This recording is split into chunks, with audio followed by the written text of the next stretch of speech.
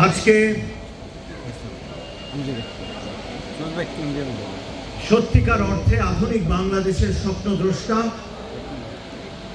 এবং আমার দৃষ্টিতে এই অন্তত বাংলাদেশ ভূখণ্ডের সর্বশ্রেষ্ঠ রাষ্ট্রনায়ক, আমরা ইংরেজিতে বলি স্টেটসম্যান, যেটা নিয়ে আসলে কোনো বিতর্ক কেউ কখনো করেনি, করতে পারবেও না। আমার বাবা যার রাজনীতিকে মনে প্রাণে ধারণ করে 70-এর দশকে চট্টগ্রাম মহানগর এবং চট্টগ্রাম উত্তর জেলার জাতীয়তাবাদী রাজনীতির হাল ধরেছিলেন, যার আহ্বানে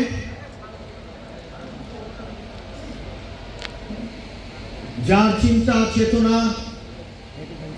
আন্তর্জাতিক কূটনৈতিক দর্শন, গ্রামীণ অর্থনীতিকে কিভাবে চাঙা করা যায়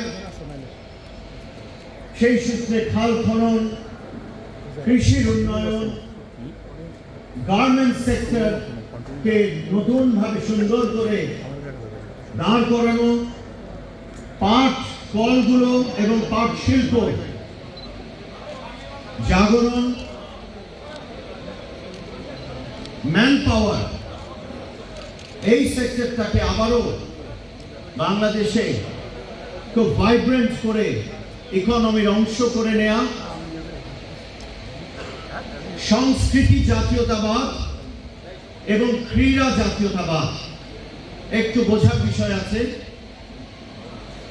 আমাদের পরিচয়, জাতীয় পরিচয়ে বাংলা একাডেমি, শিশু একাডেমি, শিল্পকলা, নতুন কুড়ি, ক্রীড়াতে নানাবিধ উদ্যোগ, এগুলোর মাধ্যমে আমাদের জাতীয় পরিচয়ে ক্রীড়াকে এবং সংস্কৃতিকে সন্নিবেশিত করা এবং সেটির মাধ্যমে পুরো জাতিকে একত্রিত রাখার প্রয়াস এবং বহুমত প্রকাশের জন্য শুধু স্পেস তৈরি করে দেয়া না, যে রাষ্ট্রে বহুমত শুধু নয়, শুধু একমত, বহুমত তো দূরের কথা, একমতের বাইরে আর কোনো কিছু থাকবে না, সেই রাষ্ট্রে শুধু বহুমত প্রকাশ নয়, প্রাতিষ্ঠানিকভাবে বহুদলীয় গণতন্ত্রকে তিনি প্রবর্তন করেন।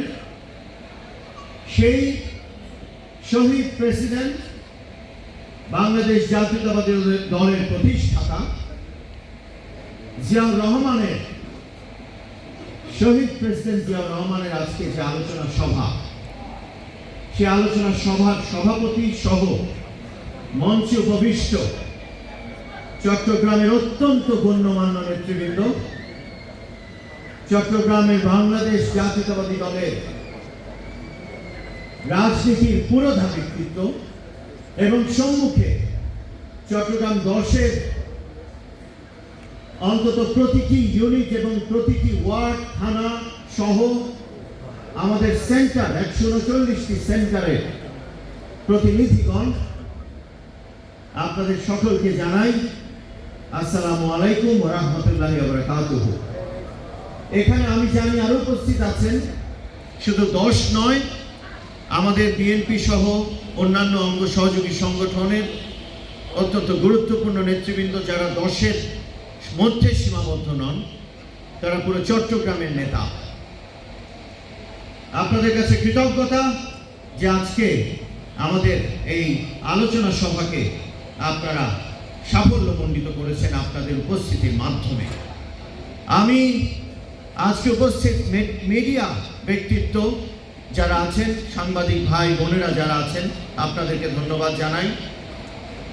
আমি যে কারণে মনে করি শহীদ প্রেসিডেন্ট জিয়াউর রহমানকে আমাদের বারবার যখনই সুযোগ আসবে আমাদের চিন্তায়, আমাদের চর্চায়, তাকে আমাদের আলোচনায় নিয়ে আসতে হবে।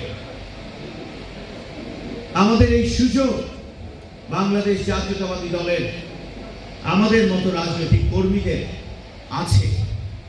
আমরা আজকে সুযোগ পেয়েছি, গতকাল সুযোগ পেয়েছি, এই পুরো সপ্তাহ জুড়ে শহীদ প্রেসিডেন্ট জিয়াউর রহমানকে বারবার আমাদের নেতৃবৃন্দের সামনে, কর্মী ভাইদের সামনে, বোনদের সামনে এবং তরুণ যারা বাংলাদেশের নাগরিক তাদের সামনে বারবার তুলে ধরতে হবে তার যে বৈশিষ্ট্যগুলো ছিল।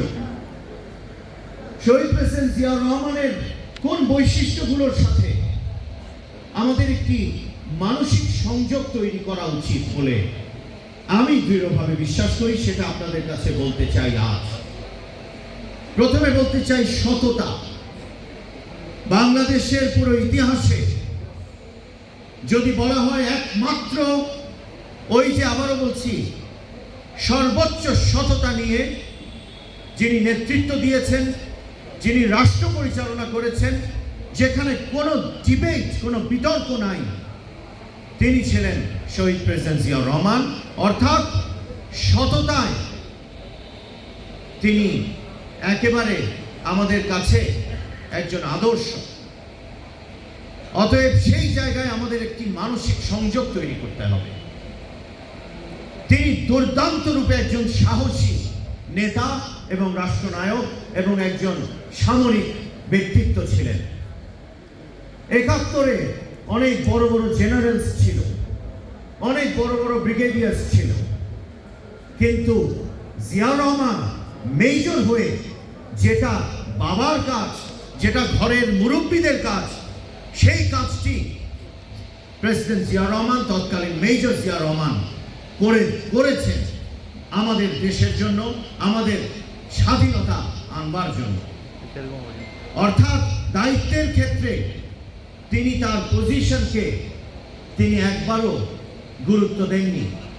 তার সাহসিকতার কারণে তিনি এগিয়ে গেছেন এবং তার যে কাজ সেটি তিনি করে দিয়েছেন আমাদের জন্য। আরেকটি হলো দূরদর্শিতা। কিভাবে বাংলাদেশকে এই ছিন্ন ভিন্ন একটি যুদ্ধ বিধ্বস্ত রাষ্ট্রকে পুনর্গঠন করতে হবে সেটা তিনি বুঝেছিলেন এবং সেই কারণে তার কাজগুলোকে তিনি সেভাবে সাজিয়েছেন। তাই দূরদর্শিতা, সাহসিকতা এবং সততা, দুর্নীতিমুক্ত বাংলাদেশ, এই জায়গাগুলোতে শহীদ প্রেসিডেন্ট জিয়াউর রহমানের সাথে আমাদের তরুণ সমাজের, আমাদের নেতৃত্বের, আমাদের জাতীয়তাবাদী শক্তির প্রতিটি ধারক বাহক এখানে যারা উপস্থিত আছেন এবং যারা শুনছেন আমাকে, তাদের একটি মানসিক সংযোগ অন্তত তৈরি করা দরকার। আমরা যতবার তাকে নিয়ে আলাপ করব, ততবার সততার আলাপ করব, ততবার সাহসিকতার আলাপ করব, ততবার দূরদর্শিতার আলাপ করব এবং রাষ্ট্র গঠনে আমাদের করণীয় একজন নাগরিক হিসেবে, একজন রাজনৈতিক কর্মী হিসেবে কি কি করণীয় সেটা নিয়ে আলাপ করব। এতটুকুই আমাদেরকে আমাদের অভীষ্ট লক্ষ্যে, যদি আমরা মনে করি সেই ৫৫ বছর ধরে আমরা যে বাংলাদেশ খুঁজে বেড়াচ্ছি, যে স্বপ্ন আমার নেতা, তিনিও অবিসংবাদিত নেতা মাননীয় প্রধানমন্ত্রী জনাব তারেক রহমান গত যুগের পর যুগ ধরে তিনি যে স্বপ্ন দেখছেন বাংলাদেশকে নিয়ে, সেই ধারাবাহিকতায় মরহুমা দেশনেত্রী বেগম খালেদা জিয়া এবং তার পিতা শহীদ প্রেসিডেন্ট জিয়াউর রহমানের আদর্শের সেই ধারাবাহিকতায় সেই স্বপ্নের বাংলাদেশ আমরা তৈরি করতে পারবো তখনই, যখন আমাদের দলের প্রতিষ্ঠাতাকে নিয়ে আমরা বারবার আলাপ করবার এই ধরনের আয়োজন বারবার সৃষ্টি করব। আমরা এই ধরনের আয়োজন নিয়ে মুখর থাকব। তাই গতকাল আমাদের কর্মসূচি ছিল, হাজার হাজার মানুষ আমরা সেখানে দেখেছি। আমাদের জিয়ার যে মাজার আমরা বলি, অর্থাৎ প্রথম সমাধিস্থল রাঙ্গুনিয়া, সেখানে আমাদের প্রথম কর্মকাণ্ড ছিল, কর্মসূচির প্রথম অংশ। আজকে আমরা তাকে নিয়ে স্মরণ সভা করছি, দোয়া করছি। আগামীকাল, আগামী পরশুও আমি এই কাজে নিয়োজিত থাকব। আমি নিজেকে সম্পূর্ণরূপে শুধু তার সাথে, তাকে নিয়ে কিভাবে বিভিন্ন জায়গায় গিয়ে বিভিন্ন অনুষ্ঠানে গিয়ে আমরা তাকে নিয়ে কিভাবে আলাপ করা যায় অথবা অনুষ্ঠান সংগঠিত করা যায়, সেই কাজেই আমি আমাকে নিয়োজিত রাখব। আমি চাই আমাদের সম্মুখে যারা আছেন এবং স্টেজে মঞ্চ উপবিষ্ট যারা আছেন, তারাও জিয়াউর রহমানকে বারবার আপনাদের এই কর্মকাণ্ডের মধ্যে আগামী বছরগুলোতে বারবার ফিরিয়ে আনবেন, আলোচনায় রাখবেন, চিন্তায়, চর্চায়। আমি আবারও অনুষ্ঠান শেষ হবার আগে আপনাদের সাথে কিছু আলাপ করব। আমি আমাদের এখানে গণ্যমান্য এবং পুরোধা ব্যক্তিত্ব যারা আছেন, রাজনীতির একেবারে দুর্দান্ত যে যোদ্ধা আমার পেছনে, আমার পাশে এবং আমার সামনে আছেন, আমি তাদের কিছু বক্তব্য শুনে আবারও আপনাদের কাছে যতটুকু অল্পে শেষ করতে পারি আমার বক্তব্য তখন রাখবো। অনেক ধন্যবাদ। আশা করি আপনাদের জন্য কিছু অন্তত আলোচনার খোরাক দিতে পেরেছি এবং আমিও আপনাদের কাছ থেকে শিখতে এসেছি। আসসালামু আলাইকুম।